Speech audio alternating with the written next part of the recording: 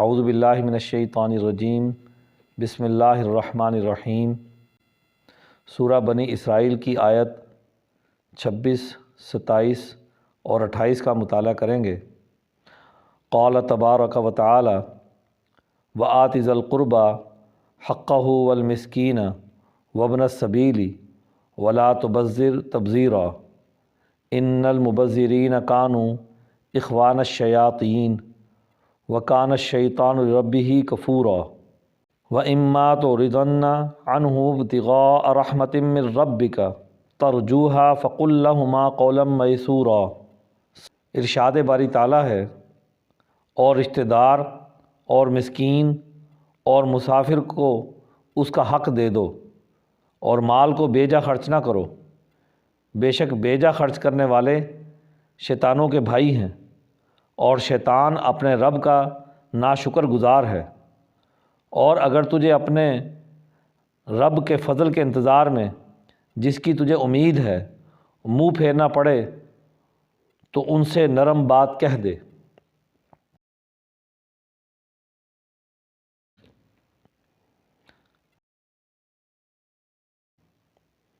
اس سے پہلی آیات میں والدین کے ساتھ کیسا برتاؤ کرنا چاہیے اس پر گفتگو تھی۔ اللہ کے آرڈر ہیں۔ پہلا آرڈر والدین کے ساتھ حسن سلوک کا تھا۔ اب اگلا آرڈر یہ دیا گیا ہے کہ ان والدین کی نسبت سے جو تمہارے قریبی رشتہ دار بنے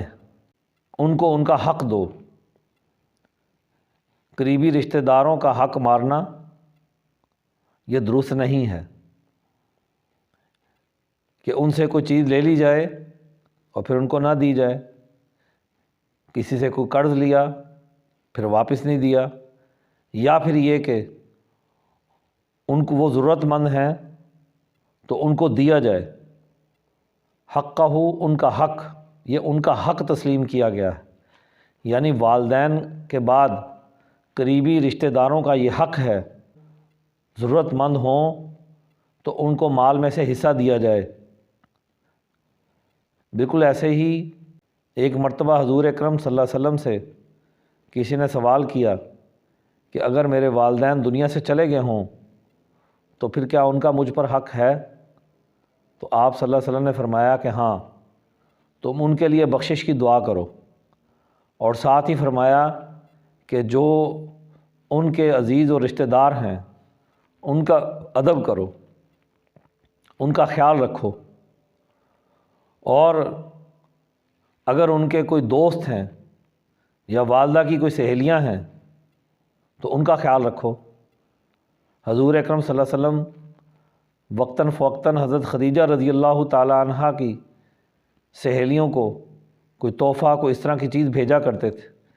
جو حضرت خدیجہ بھیجا کرتی تھی، تو اس سلسلے کو آپ نے جاری رکھا۔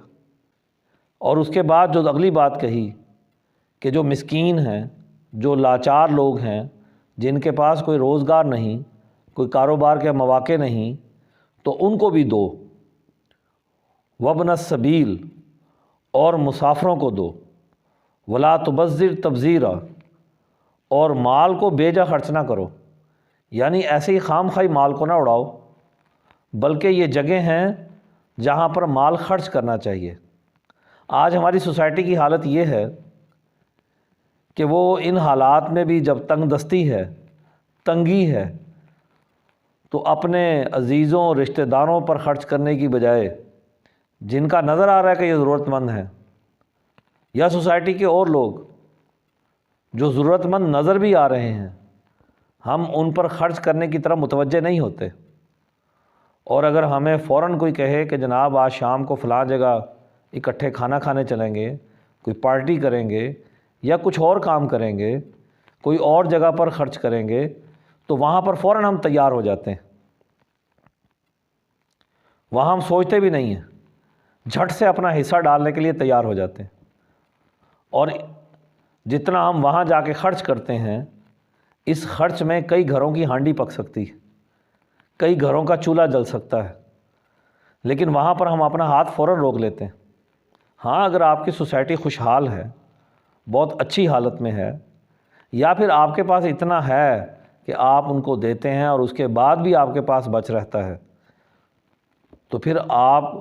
مناسب انداز سے اپنے دوستوں کے ساتھ مل بیٹھ کر خرچ کر سکتے ہیں۔ لیکن اگر ہماری حالت یہ ہو کہ اگر کوئی ضرورت مند آ جائے عزیزوں، رشتہ داروں میں سے، مسافروں میں سے، تو وہاں تو ہم خرچ نہ کریں اور کسی دوسری جگہ پر ایسے ہی اڑا دیں، یا پھر ہم ان پر بھی خرچ کریں تو اتنا خرچ کر دیں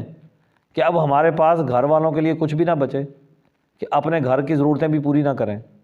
تو اس لیے اعتدال کا راستہ جو ہے اختیار کرنا چاہیے۔ اور آگے جا کر کہا گیا کہ ان المبذرین کانوا اخوان الشیاطین،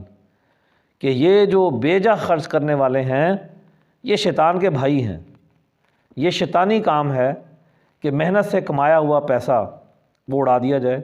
وہ محنت کا کمایا ہوا پیسہ چاہے والدین نے کمایا ہو یا انسان نے خود اپنی محنت سے کمایا، تو انسان کو چاہیے کہ اس محنت سے کمائے ہوئے پیسے کو، جس کو کے لیے اس نے صبح و شام ایک کیا، جس کے لیے وہ اپنے والدین سے دور ہوا، جس کے لیے وہ اپنے بیوی بچوں سے دور ہوا، جس کے لیے اس نے دن بھر کی مشقت اٹھائی،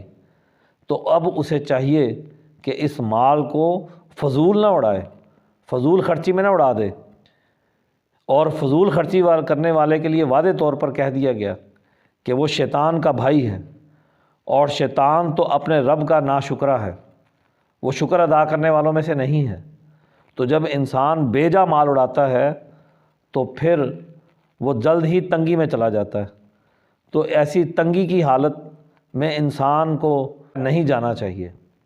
اور یہی حالت انسان کو ناشکری کی طرف لے جاتی ہے۔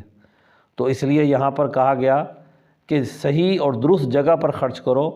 غلط جگہ پر خرچ کرنا شیطانی عمل ہے۔ اور اگلی آیت میں یہ بات کہی گئی کہ اگر تمہارے پاس کوئی ضرورت مند لوگ آئیں اور اپنی ضرورت پیش کریں، اور اس وقت تم کچھ دینے کی پوزیشن میں نہیں ہو، تو پھر جھٹ سے انکار کرنے کی بجائے یا ایسا رویہ اختیار کرنے کی بجائے انہیں کوئی مناسب انداز سے جواب دیں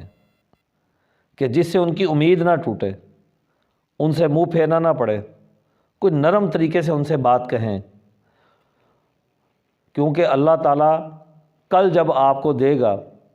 تمہیں اپنے رب کے فضل سے تمہیں کسی چیز کا انتظار ہے کہ کل ہمارے پاس یہ مال آئے گا، تو پھر جو ہے تم اسے دے دو گے، تو اس کو نا امید مت کریں۔ وہ تمہارے پاس اپنی امید لے کر آیا ہے، اور اگر وہ انتہائی ضرورت مند ہے جس کا اوپر ذکر کیا گیا کہ وہ تمہارے قریبی رشتہ دار ہیں جن کا تم پر حق ہے، یا پھر وہ مسکین ہیں یا مسافر ہیں، ضرورت مند ہیں، اور تم اس وقت ان کی ضرورت کو پورا نہیں کر سکتے، تو پھر جھٹ سے انکار کرنے کی بجائے یا لاپرواہی سے انکار کرنے کی بجائے تو مناسب طریقہ کار کے ساتھ ان کو انکار کرو، تاکہ ان کی امید بنی رہے۔ وہ پھر اللہ سے تم بھی دعا کرو گے اور وہ بھی اللہ سے تمہارے لیے دعا کریں گے کہ تمہارے پاس اتنا آئے کہ جس سے تم ان کی مدد کر سکو۔ تو یہ اچھا طریقہ ہے کہ انسان ایسے لوگوں کے لیے نرمی سے بات کرے۔ معاشرے کے کمزور پسماندہ طبقوں کے ساتھ نرمی سے سلوک کرنا، اس کی طرف توجہ دلائی گئی ہے، سختی کا سلوک نہیں کرنا، کہ معاشرے کے اندر ہم ایسے لوگ جو مسکین ہیں، لاچار ہیں، ان کے ساتھ سختی کا رویہ رکھیں، ان کے ساتھ نرمی کا سلوک ہونا چاہیے۔ تو اللہ تعالیٰ سے دعا ہے